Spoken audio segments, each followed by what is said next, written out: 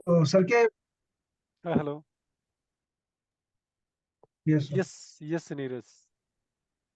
सो आज हम ये डिस्कस करने वाले हैं कि जो भी आपका इंटरव्यू में क्या क्वेश्चन पूछा है, और नियर अबाउट आपकी हम मतलब कि एक्सपीरियंस कंसीडर किए हैं 2 to 3 years in between. As a SQL DB आपको एक्सपीरियंस है, और अभी डिस्कशन ये होगा कि फाइनली कि आपको क्या क्वेश्चन जो लाइव इंटरव्यू में क्या पूछे गए हैं उसको हम फिक्स करेंगे। यस, ये स्टार्ट कीजिए। Hand over to you. So sir जो फर्स्ट क्वेश्चन था वो बेसिकली ये था कि हमारे पास एक डेटाबेस है और जो यूजर है उसके पास रीड एक्सेस भी है और राइट एक्सेस भी है। वो फिर भी उस डेटाबेस को एक्सेस नहीं कर पा रहा, तो क्या रीजन हो सकते हैं उसके पीछे? अब देखिए, एक्सेस होना यानी कि डेटाबेस को एक्सेस होना अलग बात है, और रीड राइट परमिशन होना अलग बात है। पहले तो वो डेटाबेस को कनेक्ट कर रहा है कि नहीं, पहले ये समझना है। ठीक है। एक्सेस तो अलग बात है कि जब सर्वर पे, अगर मैं बोलता हूँ SQL इंस्टेंस है, और इस SQL इंस्टेंस को कनेक्ट करेगा तभी तो रीड एक्सेस या राइट एक्सेस काम करेगा। पहले कनेक्ट ही नहीं कर रहा है, तो उसका हो सकता है कि इंटेंशन वो जानना चाहता हो कि वो बंदा कनेक्ट ही नहीं कर पा रहा है, यानी कि रीड राइट एक्सेस होने के बावजूद भी वो कनेक्ट नहीं कर पा रहा है, डेटाबेस पे कोई एक्टिविटी नहीं कर पा रहा है, तो रीजन क्या है? कभी भी के यूजर को एक्सेस के लिए पहले आपको माइंड में याद रखना है कि यूजर को डायरेक्टली हम कनेक्ट नहीं कर सकते। आपको पता होना चाहिए, यूजर किसी लॉगिन से, SQL लॉगिन से एसोसिएटेड होता है, और उस लॉगिन को उस यूजर के साथ मैपिंग होती है, और आप कह सकते हैं कि दोनों के बीच में आपका लीनिएज होता है। अगर दोनों के बीच में जो लॉगिन मुझे मिला है, उस लॉगिन को पहले SQL इंस्टेंस को कनेक्ट करने का परमिशन है कि नहीं, और सेकंड उसके बाद आता है कि उसके रीड राइट एक्सेस होने का बाद, कि रीड राइट एक्सेस है तो रीड राइट करना चाहिए। तो पहले तो कनेक्ट होना चाहिए, तो इट मींस लॉगिन होना चाहिए। और लॉगिन है तो जो लॉगिन जिस क्लाइंट टूल से कनेक्ट करने का कोशिश कर रहा है, जिस मशीन से कनेक्ट करना चाह रहा है, वहां के लिए आपका TCP IP कनेक्शन ओपन होना चाहिए। जो भी SQL का पोर्ट है वो ओपन होना चाहिए, तब वो लॉगिन कनेक्ट करेगा। और उसके नेक्स्ट स्टेप आता है, यूजर उस पे राइट या रीड है जो करेगा। क्लियर? जी सर। तो आपको पहले एक्सप्लेन उसको, ये हो सकता है उसकी रिक्वायरमेंट हो या इंटेंशन हो कि वो समझे कि पहला यूजर को परमिशन है बट लॉगिन है ही नहीं, तो फिर कैसे कनेक्ट करेगा? अगर लॉगिन है, और जिस जो लॉगिन जहां से कनेक्ट कर रहा है, जिस क्लाइंट टूल से कर रहा है, जिस मशीन से कर रहा है, उस मशीन का कम्युनिकेशन उस सर्वर पे ना हो, ठीक है, तो उस मशीन से उसकी कनेक्शन एस्टेब्लिश होने के लिए TCP IP इनेबल होना चाहिए। जो SQL पोर्ट है वो पोर्ट आपका इन बाउंड रूल में ऐड होना चाहिए। बेसिकली वो पोर्ट अलाउ होना चाहिए। अगर पोर्ट अलाउ होगा, IP TCP IP अलाउ होगा, वो सर्वर को कनेक्ट कर पा रहा है, देन नेक्स्ट स्टेप आता है कि रीड राइट परमिशन है तो काम करेगा एज इट इज। इट्स कोई ऐसा प्रॉब्लम नहीं है कि उसको परमिशन नहीं है। ठीक है सर। प्रकाश, आपका कोई इनपुट? हाँ ठीक है, समझ आ गया। मेरा भी एक क्वेश्चन था। ठीक है, हेलो। तो अभी तो क्लियर है। हाँ हाँ, ठीक है ठीक है, अभी क्लियर है आपको और आंसर? सर, हाँ जी सर, पर इसमें ना एक पॉइंट और था कि हाँ हाँ मैंने ये बताया था उन्हें कि हाँ मे भी चांस है कि जो लॉगिन वगैरह है ना, लॉगिन नहीं है यूजर के पास, यहाँ खाली यूजर डिटेल्स तो हैं वो हैं, पर हाँ हाँ लॉगिन नहीं है, मैप नहीं है, मतलब लॉगिन उससे। हाँ हाँ। तो उन्होंने मुझे बोला कि हाँ सब कुछ है, उसके पास लॉगिन्स भी हैं, यूजर भी है और एक्सेस भी है, वो फिर भी नहीं कर पा रहा एक्सेस, तो तो क्या रीजन? लॉगिन होने के बाद अब अगला बात होता है कि जहां से वो लॉगिन कर रहा है वहां पे उसको एक्सेसिबल नहीं है वो सर्वर, या जिस पोर्ट, कभी भी आप पोर्ट डालते रहिए सर्वर में। SQL को जब कनेक्ट करते हैं तो SQL की IP एड्रेस होती है और SQL का पोर्ट होता है, या होस्ट नेम होता है, पोर्ट होता है, या सर्वर नेम होता है, या पोर्ट होता है। तो पोर्ट तो डालते नहीं है, इसलिए नहीं डालते कि उसका डिफॉल्ट पोर्ट 1433 होता है, और वो पोर्ट ओपन होता है सारे बंदे के लिए। तो हमारे केस में जब भी आप लोकल काम करते हैं या काम करते हैं, तो उसमें पोर्ट आपका अलाउ होता है कि उसी मशीन पे सर्वर होता है, उसी पे क्लाइंट होता है, आप डायरेक्टली कनेक्ट कर लेते हैं। ठीक है। जब अलग क्लाइंट होगा, एसएसएमएस किसी और मशीन पे होगा और सर्वर पे सर्वर मशीन होगा, तो सर्वर और क्लाइंट के बीच में कम्युनिकेशन होना चाहिए, जो पोर्ट है वो अलाउ होना चाहिए।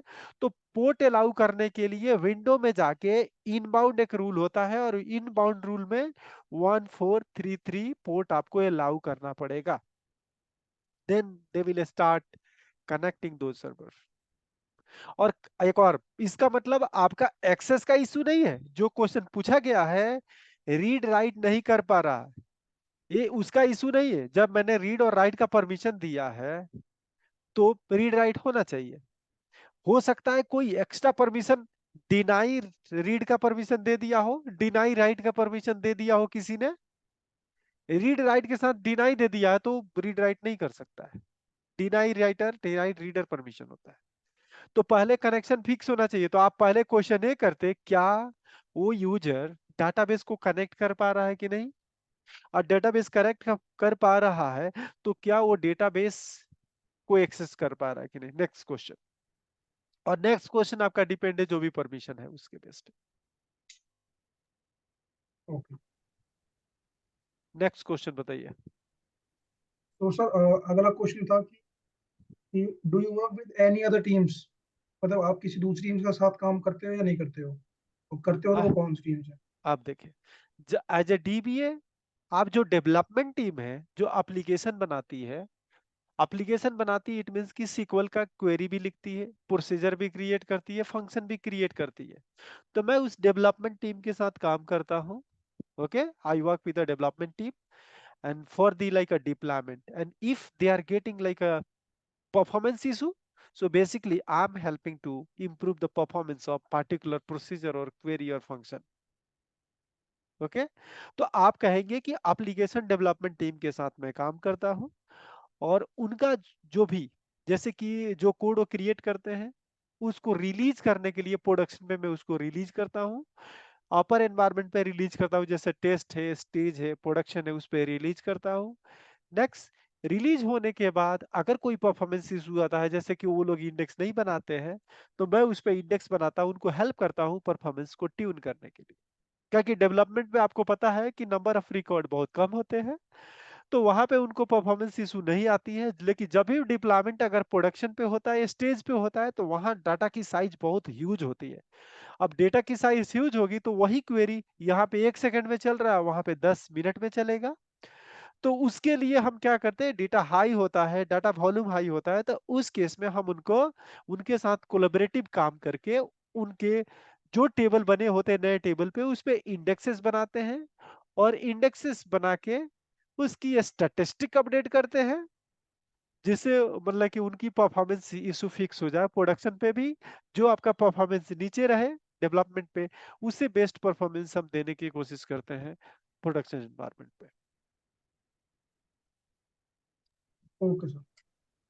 अगर डाउट है, देखिए अभी भी डाउट है, आप पूछ सकते हैं, कोई दिक्कत नहीं है। ठीक है, तो आप डेवलपमेंट टीम के साथ काम कर रहे हैं, आप डीबीए हैं तो आप डेवलपमेंट टीम के साथ काम करेंगे। वो जो डेवलप करते हैं वो फाइनली वो डायरेक्टली प्रोडक्शन पे लेके नहीं जा सकते, तो वो डीबीए का हेल्प चाहिए रिलीज करने के लिए, उस कोड को वहां डिप्लॉय करने के लिए, वहां पे कॉपी किए आपने, उस कोड को ले जाके वहां पे एग्जीक्यूट किए, क्योंकि आपको डीबीए राइट से सिस एडमिन राइट से आप क्रिएट कर सकते हैं, उनको केवल डेवलपमेंट में राइट से वो डेवलपमेंट में बनाएंगे, और फाइनली कोड आपको देंगे कि ये काम करो, इसको रिलीज कर दो।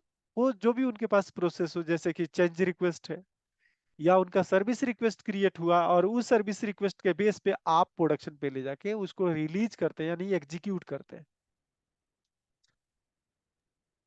ठीक है सर। ओके, आगे। सर जो एप्लीकेशन टीम होती है और जो डेवलपमेंट टीम होती है वो एक ही होती है, अगर बात की जाए?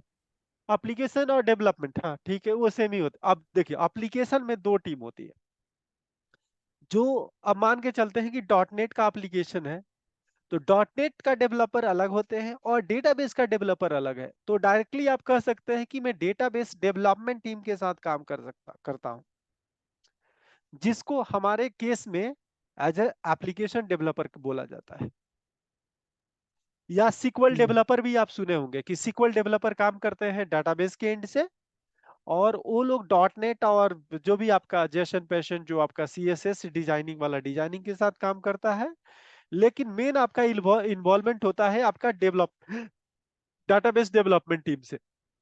तो जो भी डाटाबेस डेवलपमेंट टीम डेवलप करती है, उनको कोई परफॉर्मेंस इशू आता है इंफ्रास्ट्रक्चर के एंड पे, तो उनको हम हेल्प करते हैं कभी कभी। जैसे मान लीजिए रैम की साइज बढ़ाना, CPU की कॉन्फ़िगरेशन बनाना, हो सकता है कि इंडेक्स बनाना, हो सकता है कुछ सेशन को हम वहां से हटाना, जैसे कोई सेशन ऐसे अनवांटेड सेशन आ गया उसको किल करना। ठीक है, तो इस टाइप के आप काम उनके साथ काम करते हैं। उनको डेवलप प्रोडक्शन पे एक्सेस नहीं होता, उनको डेवलपमेंट सर्वर पे एक्सेस होता है। ओके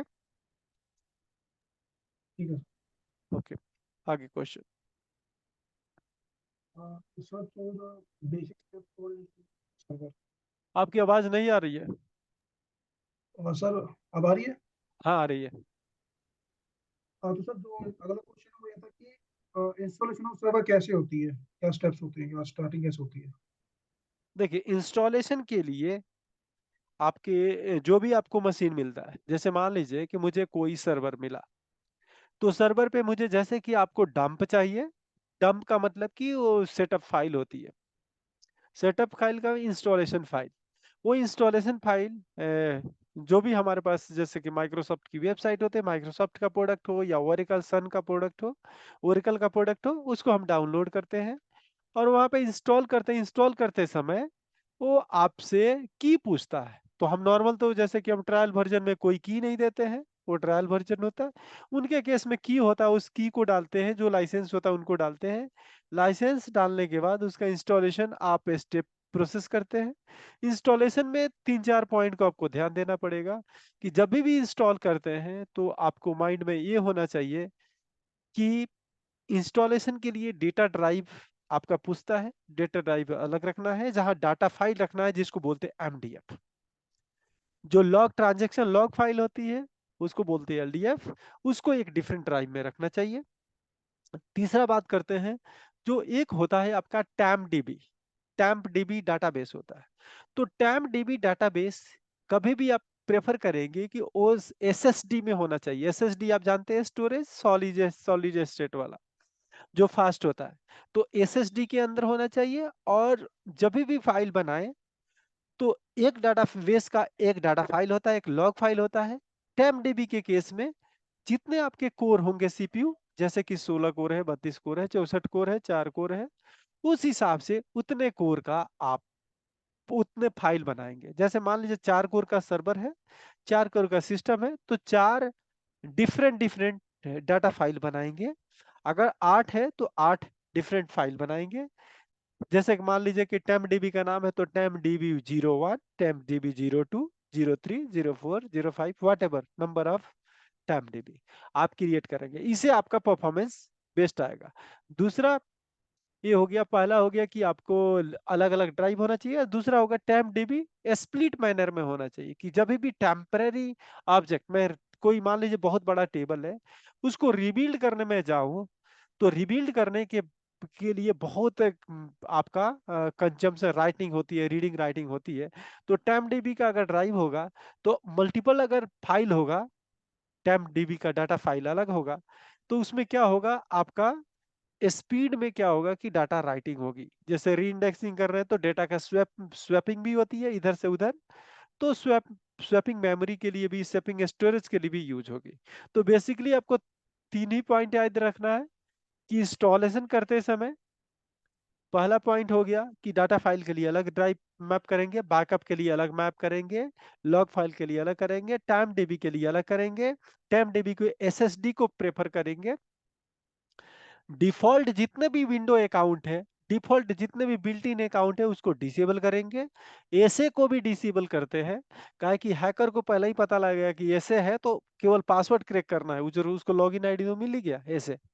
तो इस टाइप के जो डिफॉल्ट लॉगिन होते हैं सीक्वल के, उसको डिसेबल करना चाहिए। ओके, सीक्वल को रन करने के लिए एक आपका विंडो अकाउंट क्रिएट करना चाहिए और उसी अकाउंट पे सीक्वल आपका रन होना चाहिए, जिसको मिनिमम परमिशन होना चाहिए। तो ये आपका मैंडेटरी है कि इंस्टॉलेशन करते समय दिस ये वाली सारी पॉइंट को आपको ध्यान रखेंगे। Okay sir. सो सर इसमें अगला क्वेश्चन। इंस्टॉलेशन के टाइम पे एप्लीकेशन वगैरह भी अपने सेट करेंगे ना कि उनको चाहिए कि एप्लीकेशन नहीं वगैरह। नहीं, देखिए अभी तो पहले इंस्टॉलेशन की बात हो रही, इंस्टॉलेशन के बाद कॉन्फ़िगरेशन की बात होगी, जैसे कि उनको हाई अवेलेबिलिटी चाहिए, डिजास्टर रिकवरी चाहिए, हाँ और डेटा डिस्ट्रीब्यूशन हाँ चाहिए, या हाँ हाई अवेलेबिलिटी डिजास्टर रिकवरी दोनों चाहिए, कितना पैसा देना चाहते हैं, उनका बजट क्या है, और उस हिसाब से हम प्लान हाँ, करेंगे कि उनको क्या देना है। तो इंस्टॉलेशन अलग पार्ट है और ये वाला अलग पार्ट है। ठीक है। और इसमें लॉगिन जो क्रिएट कर रहे हैं लास्ट में, वहाँ पे कुछ लॉगिन क्रिएट करके देंगे स्टार्टिंग में, विंडो नहीं वाला नहीं नहीं मिल नहीं नहीं जाएगा। नहीं नहीं, अब क्यों देंगे, मैंने कहा ना जितने भी बिल्ट इन लॉगिन हो गए सारे हटाएंगे। ओके।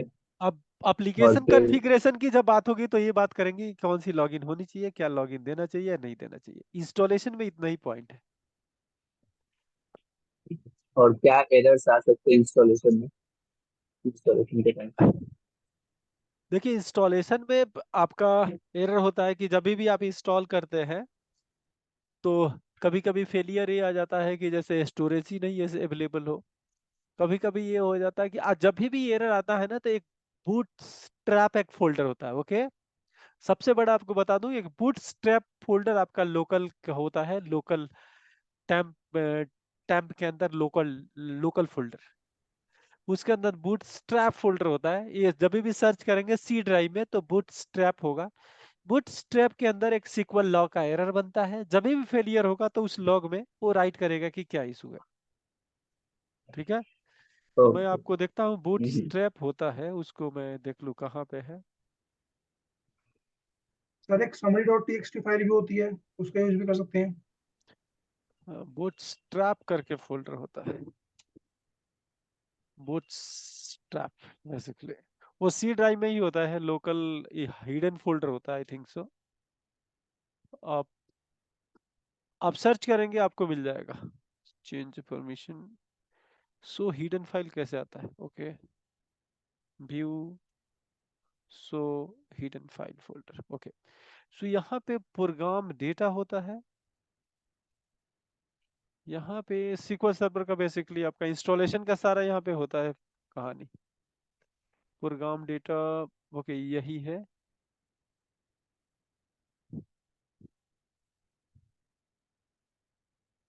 एक यहीं पे चेक करते हैं क्या आ रहा है। बूट, ऐसे बूट स्ट्रैप करके फोल्डर होता है, बूट स्ट्रैप, ये वाला फोल्डर देखिएगा, सर्च कीजिएगा, हो सकता है पे स्पेलिंग आगे पीछे हो। तो सर बूट स्पेलिंग स्ट्रैप शायद गलत लिख रहे हैं, आप बूट ट्रैप लिख रहे हैं। बूट्स होता है क्या,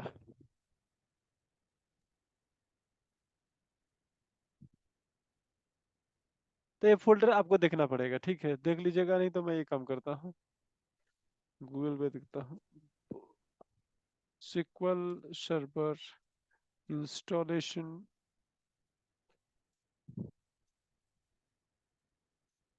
एरर फोल्डर,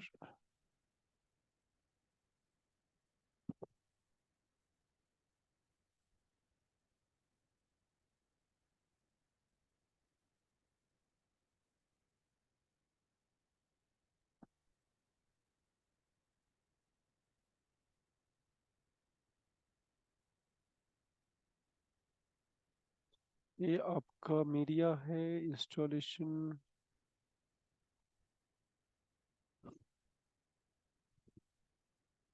मैं ये काम करता हूँ, आपको वो डिटेल भेज दूंगा।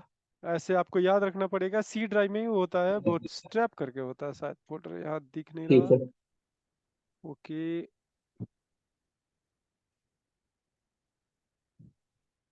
ओके, ठीक है चलेगा, वो डिटेल।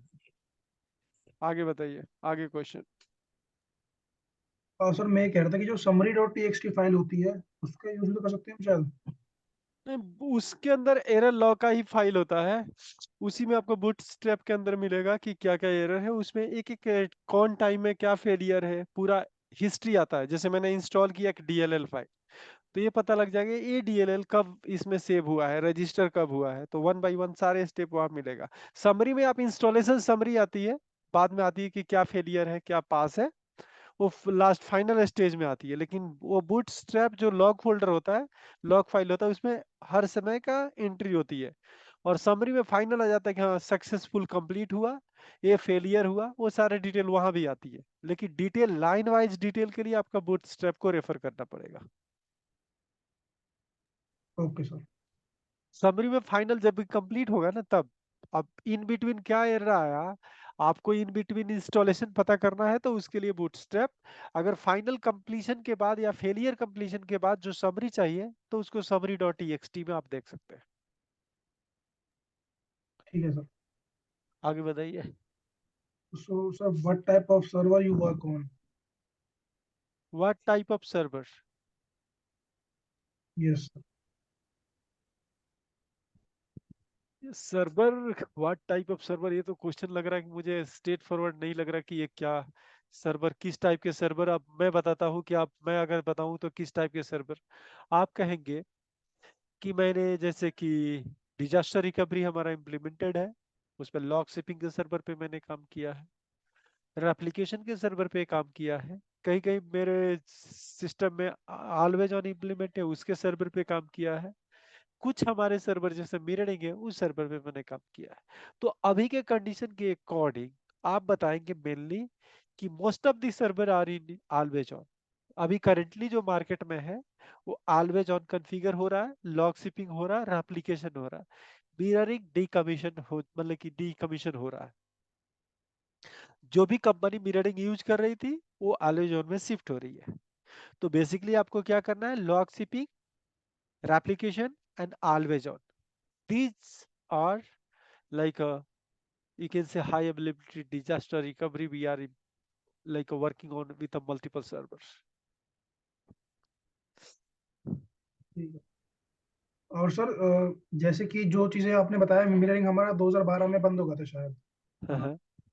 तो अगर उसको हम अब यूज करना चाहते हैं 2019 के सर्वर में, तो उसके लिए हम माइग्रेशन यूज करते हैं। नहीं नहीं, देखिए आपको क्या है कि आप यूज कर सकते हैं, यूज करने के लिए वो थोड़ी रोका, बंद कहाँ है, मिररिंग तो आपने इम्प्लीमेंट किया है ना 2022 में।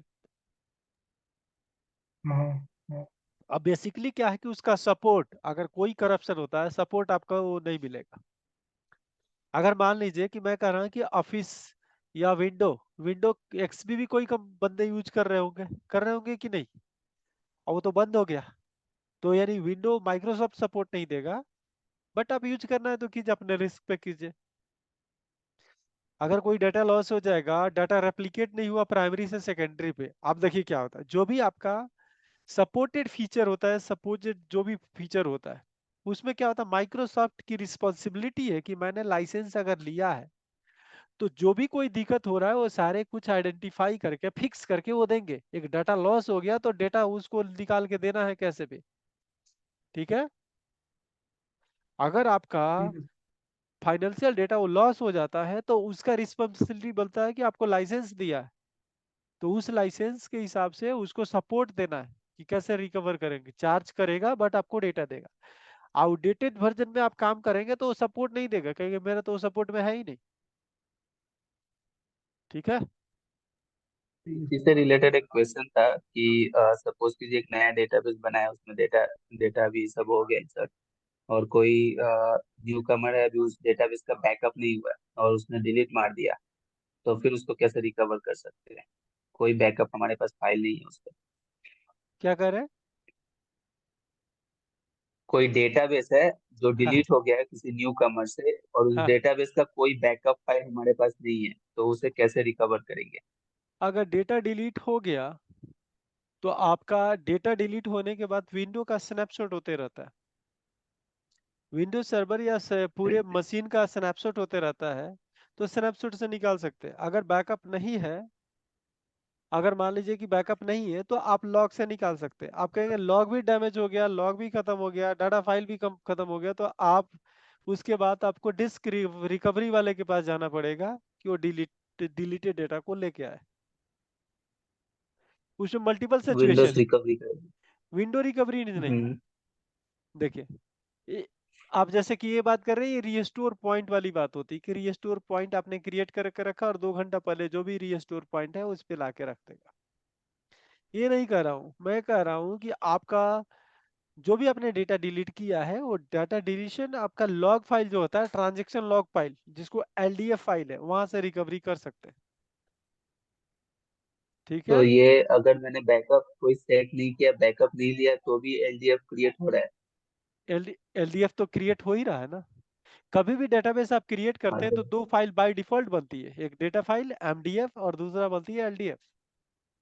तो जो भी आप ओके तो ट्रांजैक्शन करते हो, हर ट्रांजैक्शन को रिकॉर्डिंग होती है आपकी ट्रांजैक्शन लॉग में। ओके, तो वहां से रिकवर कर सकते हैं सी ड्राइव में, जहाँ पे हमारा डेटा क्रिएट हो रहा है वहां से। और सी ड्राइव डी ड्राइव में वो डिपेंड करता है, लेकिन कभी भी ये जहाँ प्रैक्टिस नहीं रखना है, पे ये प्रैक्टिस नहीं रखना है कि सी ड्राइव में आपको डेटा फाइल लॉग फाइल रखना है। सर्वर पे ये कभी नहीं होता है। ठीक है। आगे ठीक है, तो क्वेश्चन। ये विदाउट बैकअप पे भी रिकवर हो जाएगा ना? हाँ, विदाउट बैकअप कभी रिकवर कर सकते हैं। ठीक है। ठीक है सर, तो सर नेक्स्ट दूसरा क्वेश्चन एक, आप। हाँ बोलिए नीरज जी।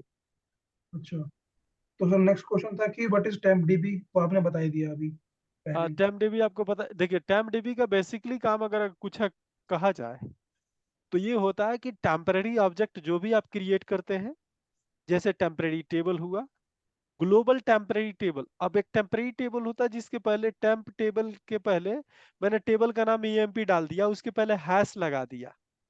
हैश लगा दिया तो टेम्पररी टेबल हुआ, लोकल टेम्पररी। जैसे मैंने एक सेशन स्टार्ट किया, ठीक है, और सेशन स्टार्ट करके एक टेम्पररी टेबल किया, तो वो टेम्पररी टेबल आपका लोकली क्रिएट होगा। अगर डबल हैश लगा दिए तो ग्लोबली क्रिएट हो गया। इट मींस कि जितने भी बंदे उस इंस्टेंस पे कनेक्टेड है वो आपका उस एक्सेस कर लेंगे टेम्पररी टेबल के, ग्लोबल टेम्पररी टेबल का। अब बात आता है कि टेम्पररी प्रोसीजर फंक्शन जितने भी टेम्पररी आपने कर दिया, हैश लगा दिया, वो सारे टेम्पररी टेबल है, टेम्पररी ऑब्जेक्ट हुआ, और वो टेम्पररी ऑब्जेक्ट सारे क्रिएट होते हैं टेम्प डीबी डाटाबेस के अंदर। इसके अलावा जितना भी इंटरमीडिएट टास्क होता है, जैसे मैंने रिबिल्ड कर रहा था इंडेक्सिंग का, इंडेक्स को रीबिल्ड करूंगा तो एक्चुअल डेटा में ये डाटा मूवमेंट नहीं होता है। ये जो भी डाटा की री इंडेक्सिंग होती है, रेंजिंग होती है, वो सारे टाइम डीबी में होती है। तो जब भी री इंडेक्स करते हैं तो टाइम डीबी की साइज बढ़ जाती है, तो उसका वो भी इंटरमीडिएट ऑपरेशन को भी कैप्चर करता है टाइम डीबी। मैं सपोज कीजिए कि मैं ऑर्डर बाई कंडीशन चलाता हूँ और करोड़ों रिकॉर्ड है, तो जो भी आपका ऑर्डर बाई होगा तो उसका भी मेमोरी यूटिलाइजेशन यानी कि आपका टाइम डीबी का यूटिलाइजेशन होता है। तो इस टाइप की एक्टिविटी के लिए, जैसे चेक डीबी किया, इंटरमीडिएट टास्क के लिए और टेम्पररी ऑब्जेक्ट क्रिएट करने के लिए टाइम डीबी का प्रयोग किया जाता है। ठीक है। Okay sir. ओके। और सर नेक्स्ट क्वेश्चन था कि लॉग शिपिंग में कितने जॉब्स क्रिएट होते हैं, तो मैंने बताया कि 3 जॉब्स क्रिएट होते हैं, पर उन्होंने हाँ, कहा कि नहीं 4 होते हैं, एक 4 जॉब भी होता है सर, वो 4 जॉब कौन सा होता वो अलर्ट नोटिफिकेशन के लिए होता है अलर्ट वाला? है? कि जब भी कोई फेलियर आता है तो अलर्ट आपको नोटिफाई करेगा कि लॉग शिपिंग नहीं चल रहा है या लैग आ गया, ये सब कुछ के लिए। Okay sir. ओके। और और और सर जैसे मैंने आपसे पहले ही पूछा था कि उन्होंने मेरे से पूछा कि आप कौन से SQL वर्जन पे काम करते हो, तो सिक्वल आप तो मैंने बोलिए बोल कि, दिया 2000। हाँ हाँ बोलिए। ठीक है, तो फिर सर उन्होंने ना वो क्वेश्चन इस तरह घुमा दिया हाँ कि हाँ। अगर मिररिंग हम पहले यूज करते थे और अगर किसी बंदे को अब यूज करनी हो तो वो कैसे यूज करेगा लेटेस्ट वाले वर्जन में? तो क्यों नहीं करेगा? अगर लेटेस्ट वाला वर्जन में करना तो मिररिंग वो सेटअप कर सकता है, कोई इशू नहीं है। नहीं सर, जैसे हमने कहा था डिकमीशन हो गया 2022 में। 2022 2012। हाँ। हाँ, डीकमीशन देखिए डीकमीशन फीचर। हुआ है तो देखिए कम माइक्रोसॉफ्ट ने कहा कि ये डीकमीशन, लेकिन अभी भी 2022 में वो फीचर है ना, आप सेटअप कर सकते हैं। अच्छा, तो अब सर तो ये जो सपोर्ट माइग्रेशन होते हैं। सपोर्ट देगा माइक्रोसॉफ्ट, नहीं देगा, लेकिन आप सेटअप तो कर सकते हैं। कोई नहीं पूछेगा कि आपका मतलब कि कोई इशू, अगर कोई इशू आता है तो वो रिस्पॉन्सिबिलिटी नहीं लेगा माइक्रोसॉफ्ट। ठीक है। और सर ये माइग्रेशन होता है जो कि साइड बाय साइड होता है और एक दूसरा भी होता है ऑन साइट होता है, क्या होता है नहीं, इन इसके? प्लेस होता है, इन प्लेस और हाँ, साइड बाय साइड। ये काम करता है नीरज, कनेक्ट करे दूसरे कॉल को, 5 मिनट मुझे टाइम दीजिएगा, ठीक है? Okay sir. Okay, next call 5 minute में कनेक्ट कीजिए। Thank you.